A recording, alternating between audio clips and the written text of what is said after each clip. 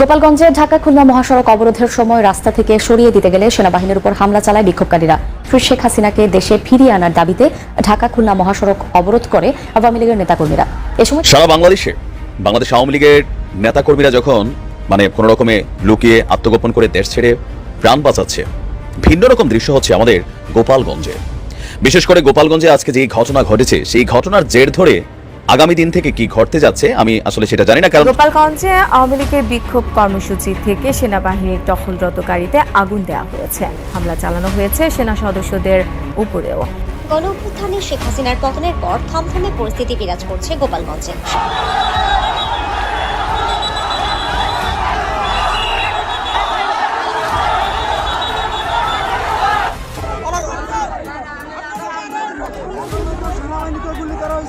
গোপালগঞ্জে আওয়ামী লীগের বিক্ষোভ রাস্তা ছাড়তে বলায় সেনাবাহিনীর গাড়িতে হামলা, চরম শিক্ষা দিল সেনাবাহিনী।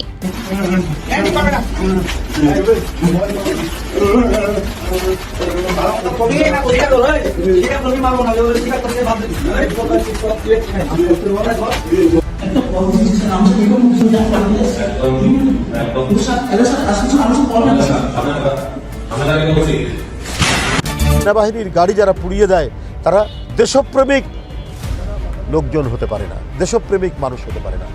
তারা দেশপ্রেমিক মানুষ না হলেও তারা আওয়ামী লীগ ও শেখ হাসিনা প্রেমিক। এই কারণেই বাংলাদেশের মানুষ সকলে মিলে যেখানে সিদ্ধান্ত নিয়েছে যে সাবেক প্রধানমন্ত্রী শেখ হাসিনার ক্ষমতায় থাকার আর কোনো অধিকার নাই, আওয়ামী লীগের ক্ষমতায় থাকার কোনো অধিকার নাই এবং তাদেরকে ক্ষমতা থেকে মুহূর্তের মধ্যে নামিয়ে ফেলেছে, সেইখানে গোটা বাংলাদেশের বিরুদ্ধে অবস্থান নিয়ে শুধুমাত্র গোপালগঞ্জ একটা জেলার মানুষ তারা গিয়ে এখন বিদ্রোহ করতেছে পুরো দেশের মানুষের বিরুদ্ধে। তারা সরাসরি আওয়ামী লীগের পক্ষে অবস্থান নিতেছে এবং সরাসরি তারা শেখ হাসিনাকে শীঘ্রই দেশে আনতে চাচ্ছে এবং পাশাপাশি শুধু তাই নয়, তারা সরাসরি দেশপ্রেমিক সেনাবাহিনীদের উপর অতর্কিতভাবে হামলা করেছে এবং অনেক সেনাবাহিনী সেখানে আহত হয়েছে এবং এখন খুবই সংকটাপন্ন অবস্থায় কয়েকজন রয়েছে এবং সেনাবাহিনীর যে গাড়িগুলো রয়েছে সেই গাড়ির উপরেও তারা হামলা করেছে এবং গাড়িকেও জ্বালিয়ে পুড়িয়ে ছারখার করে দিয়েছে, যার পরে কিন্তু বাংলাদেশ সেনাবাহিনীর পক্ষ থেকে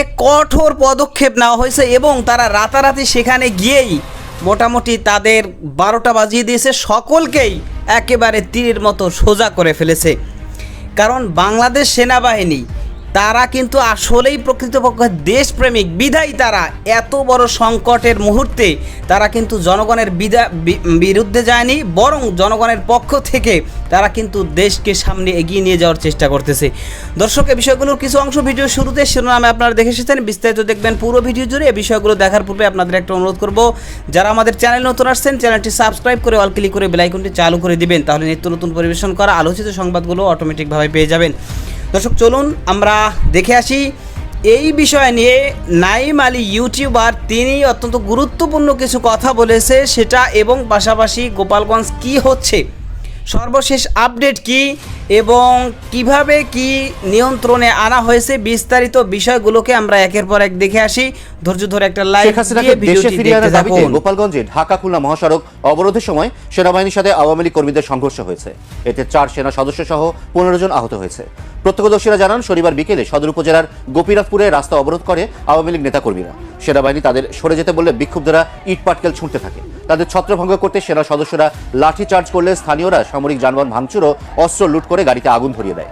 পরিস্থিতি নিয়ন্ত্রণে আনার জন্য সেনাবাহিনীর টহল দল 4 রাউন্ড গুলি ছোড়ে। স্থানীয়দের দাবি, গুলিতে অন্তত 3 জন আহত হয়েছেন। বর্তমানে ঘটনাস্থলে অতিরিক্ত সেনা মোতায়েন করা হয়েছে। এই সময় চ্যানেল 24 ও মাছরাঙা টেলিভিশনের সাংবাদিককে মারধর করে বিক্ষুব্ধ আওয়ামী লীগ কর্মীরা।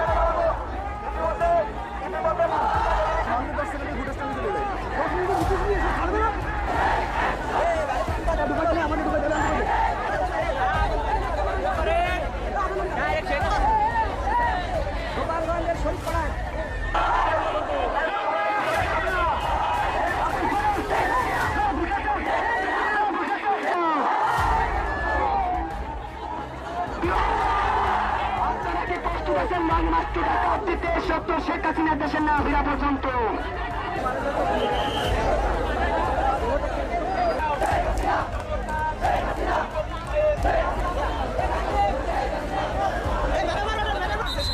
কারণ বা সারা বাংলাদেশে পুলিশদের যে ক্ষোভটা আওয়ামী লীগ সরকারের উপরে, বিশেষ করে যারা প্রটেস্ট করছেন তাদের মধ্যে যদি একটা টিম সেখানে পাঠানোর জন্য অনেকেই কিন্তু অনেক ধরনের পরামর্শ দিচ্ছে যে যারা বিক্ষোভ করছে, যে ঊর্ধ্বতন কর্মকর্তাদের এইগুলার কারণে আমরা এগুলা করছি, তাদেরকে সেখানে পাঠাই দিয়ে তাদেরকে প্রমাণ করতে হবে তারা আসলে দেশের জন্য সার্ভ করে।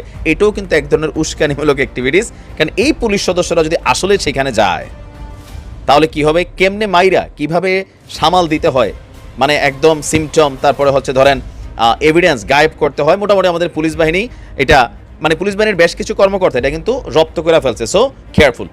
দর্শক, এই মুহূর্তে গোপালগঞ্জ ইস্যুতে মুখ খুলেছে আমাদের আইএসপিআর, মানে সেনাবাহিনীর যে ব্রিফিং শাখা, তারা কি বলছে দেখি। তারা বলছে যে আন্তঃবাহিনীর জনসংযোগ পরিদপ্তরের পরিচালক লেফটেন্যান্ট কর্নেল সামিউদ্দৌলা চৌধুরী স্বাক্ষরিত এক সংবাদ বিজ্ঞপ্তিতে বলা হয়েছে আপনার শনিবার 10ই আগস্ট আপনার গোপালগঞ্জের সদর উপজেলার গোপীনাথপুরে বিক্ষোভকারীরা ধারালো অস্ত্র দিয়ে সেনা টহল দলের উপর হামলা চালিয়েছে। হামলায় 3 জন অফিসার সহ 9 জন আহত হয়েছে। অগ্নিসংযোগ এবং ভাঙচুর করা হয়েছে সেনাবাহিনীর গাড়িতে। বিক্ষোভকারীরা গোপালগঞ্জ ঢাকা মহাসড়ক অবরোধ করে রাখলে প্রাথমিকভাবে পরিস্থিতি নিয়ন্ত্রণে আনার জন্য দায়িত্ব পালনরত সেনাবাহিনীর 2টি টহল দল ঘটনাস্থলে গমন করে। ওই সময় উত্তেজিত বিক্ষোভকারীরা টহল দলের উপর ইটপাটকেল ছোড়ে এবং দেশীয় অস্ত্র দিয়ে আঘাত শুরু করে। তিনি বলছেন যে বিক্ষোভকারীদের হামলায় 3 জন অফিসার, 1 জন জুনিয়র কমিশন অফিসার এবং 5 জন সেনা সদস্য আহত হয়েছে। একটি গাড়ি এবং একটা গাড়ি জলে পুরাই দিছে, 2টা ভাঙচুর করছে। এই সময় বিক্ষোভকারীদের ছত্রভঙ্গ করে পরিস্থিতি নিয়ন্ত্রণে আনার জন্য সেনা টহল দল 4 রাউন্ড অ্যামুনিশন ফায়ার করে। পরিস্থিতির তীব্রতা পরিলক্ষিত হওয়ায় ইতিমধ্যে সেখানে অভিযান চলছে।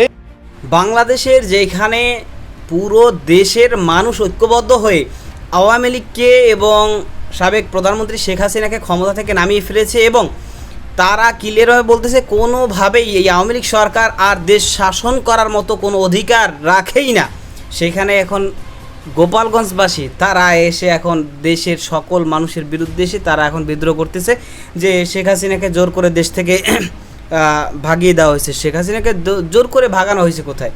শেখ হাসিনার পদত্যাগ চাইছে মানুষ, তাকে তো পালাই যেতে বলে নাই, সে তো নিজ ইচ্ছাকৃতভাবে সে পালাই গেছে পদত্যাগ করে, এবং সে তো আজকে এই বিষয় নিয়ে মুখ খুলেছে যে আমি পদত্যাগ করে সেখান থেকে বাংলাদেশ থেকে ফিরে এসেছি, বাংলাদেশের জনগণের বিজয় হয়েছে। সেখানে তোমরা এত বেশি লাফালাফি করতেছে এবং যেটা বাস্তব। আমি গোপালগঞ্জের এক ভাইয়ের সাথে কথা বললাম, সে বলল যে আসলে এই যে সিদ্ধান্তটা নেওয়া হয়েছে বাংলাদেশে এখন সামনে কি অবস্থায় যায় সেটা আমরা দেখব। তা আমি এইটুকু বললাম যে আর যাই হোক, এতদিন যেইভাবে ধ্বংসের পথে এগিয়ে যাচ্ছিল ওইভাবে আর ধ্বংসের পথে আগাবে না, কারণ একমাত্র বাংলাদেশের শুধুমাত্র গোপালগঞ্জের মানুষ হয়তো হয়রানির শিকার মুক্তভাবে শান্তিতে, ওই যে পররাষ্ট্রমন্ত্রী আব্দুল মোমেন সাহেব তিনি বলছিলেন যে আমরা তো বেহেশতে আছি, আমরা জান্নাতে আছি, সে যে কথা বলছিল সেটা কিন্তু গোপালগঞ্জ জেলার জন্য প্রযোজ্য, গোপালগঞ্জ জেলার জন্য। কারণ গোপালগঞ্জ জেলায় টুঙ্গিপাড়া সহ গোপালগঞ্জ জেলায় সব জায়গায় সাবেক প্রধানমন্ত্রী শেখ হাসিনা সে একটা জান্নাতেরই একটা অংশে পরিণত করার মতো সামনে এগিয়ে গিয়েছিল এবং অনেক কিছু সে সেভাবে করেছিল এবং গোপালগঞ্জের মানুষ কিন্তু একেবারে মানে খুবই শান্তিতে ছিল। কিন্তু গোপালগঞ্জ ছাড়া বাংলাদেশের অন্যান্য জেলার গোটা বাংলাদেশের মানুষ কেহই কিন্তু শান্তিতে ছিল না, হয়রানি মুক্তভাবে ছিল না, দমন পীড়ন মুক্তভাবে ছিল না, না ছিল কারো বাক স্বাধীনতা, না ছিল কারো কাছে কারো অধিকার, না ছিল একটা ন্যায়সঙ্গতভাবে বিচার ব্যবস্থা। এক কথায় সামনের দিকে আমরা দেখতেছিলাম যে দেশ ধ্বংসের দিকে যাচ্ছিল। তো সে কারণেই আমার মনে হয় যে গোপালগঞ্জবাসীকেও এখন এই যে বাংলাদেশের সকল মানুষ মিলে যে সিদ্ধান্ত নিয়েছে সেই সিদ্ধান্তকে সাদরে তাদের গ্রহণ করা উচিত। কারণ একটা মানুষের থেকে একটা ব্যক্তির প্রতি যেই মানে মহাব্বত বা তার প্রতি যে আন্তরিকতা, তার থেকে দেশের প্রতি নিজের মাতৃভূমি, সে মাতৃভূমির প্রতি আন্তরিকতা, মহাব্বত, ভালোবাসা এটা আরও অনেক গুণ বেশি হওয়া চাই। অতএব যে বা যাহারা আমাদের এই দেশকে চাইবে ধ্বংস করতে, অন্যের কাছে বিক্রি করে দিতে, তাদের বিরুদ্ধে ইতিপূর্বেও আমরা যেরকমভাবে লড়াই করেছি, 2024 সালেও লড়াই করলাম, সামনেও ঠিক তদ্রূপভাবে লড়াই করেই আমাদেরকে আমাদের মাতৃভূমি রক্ষা করতে হবে। আমরা যেটা দেখেছি যে ইতিপূর্বে আওয়ামী লীগ সরকার বাংলাদেশকে ভারতের কাছে বিক্রি করে দিয়েছিল এরকম একটা অবস্থায়, যার কারণেই কিন্তু মানুষ এত বেশি সোচ্চার হয়েছে, তার বিরুদ্ধে পদক্ষেপ নিয়ে মোটামুটি দেশকে এখন নতুনভাবে স্বাধীন করা হয়েছে। তো সামনেও যদি কোনো সরকার, পশ্চিমা কোনো শক্তি বা কারো কাছে কোনোভাবে বাংলাদেশকে বিক্রি করে দিতে চায়, বাংলাদেশের কোনো স্বার্থকে তাদেরকে দিয়ে দেয়, তাহলে তাদের বিরুদ্ধেও বাংলাদেশের জনগণ বসে থাকবে না। তাদের বিরুদ্ধে বাংলাদেশের জনগণ লড়াই করে যেভাবে হোক তাদের ষড়যন্ত্র থেকে বাংলাদেশকে রক্ষা করবেই করবে ইনশাআল্লাহ।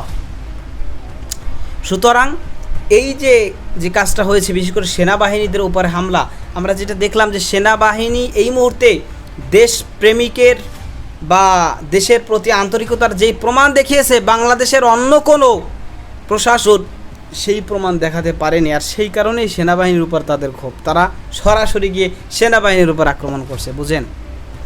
তো যাই হোক দর্শক, বিষয়গুলো দেখলেন, সম্পর্কে আপনাদের মতামত কি সেটা কমেন্ট সেকশনে জানাবেন। ভালো থাকবেন, সুস্থ থাকবেন।